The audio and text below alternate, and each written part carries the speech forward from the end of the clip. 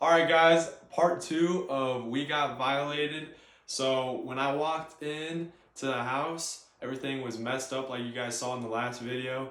And I was just scared of the situation, scared of what was going on. So I wanted to see what was going on and figure out what, happened. And I was determined to make that happen, to find out who did it. So I did talk to all my roommates. I did talk to all of our people, our employees, and none of them, I mean, they all denied it, of course, which I trust everyone. I wasn't going to blame or accuse of anyone this situation.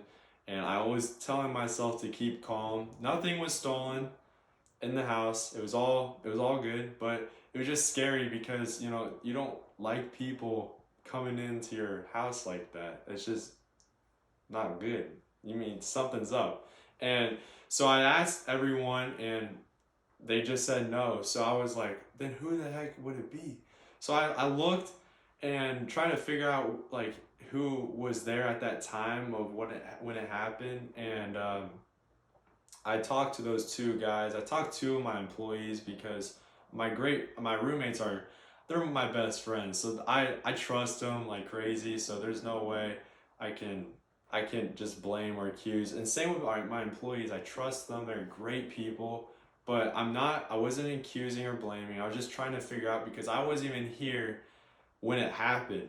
So I was up and doing work and jobs. So it was just kind of freaky because I wasn't even here, but other people were. So and there's a lot of people that come here all the time. So we have around like 15 people that come here almost every day.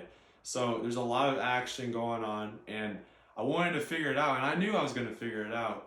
Come to find out, it wasn't even anyone. It wasn't my roommates. It wasn't my people. It was a fudging robot, a vacuum robot. So it just kind of made me mad a little bit, but it was kind of funny because you just would have never have guessed. But come to find out, like it was taking chargers away from my roommate's room, and we're like, who would be taking chargers like that? But when it's on the floor, when it's set to vacuum all of that floor, it's gonna take it. So it literally carried it all the way to different rooms, and we're like, what the heck?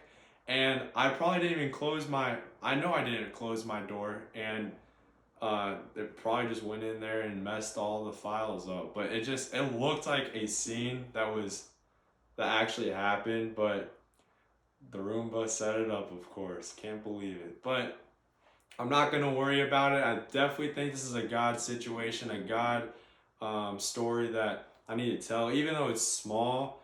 I really thought somebody came into my room and the house, and was looking for something, generally looking for money. That's what I thought they were looking for, whoever it was.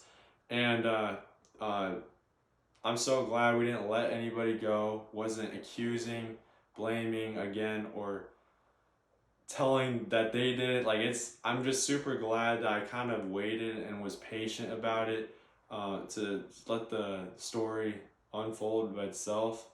And everything turned out to be okay and great.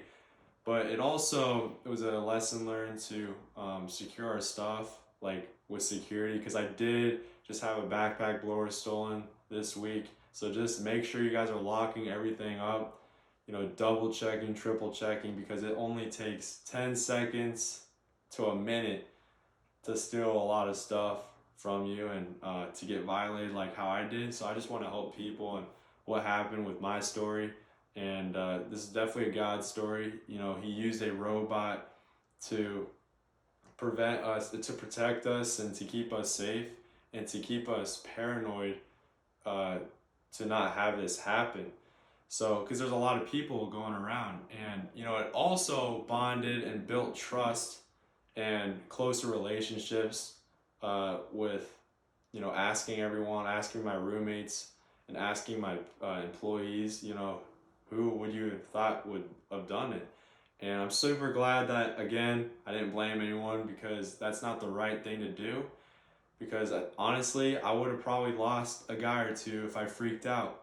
If I wasn't calm, I probably would have let someone go, when it wasn't even their fault. And that would have been horrible. That's horrible leadership. That's stupid. That's undisciplined at all.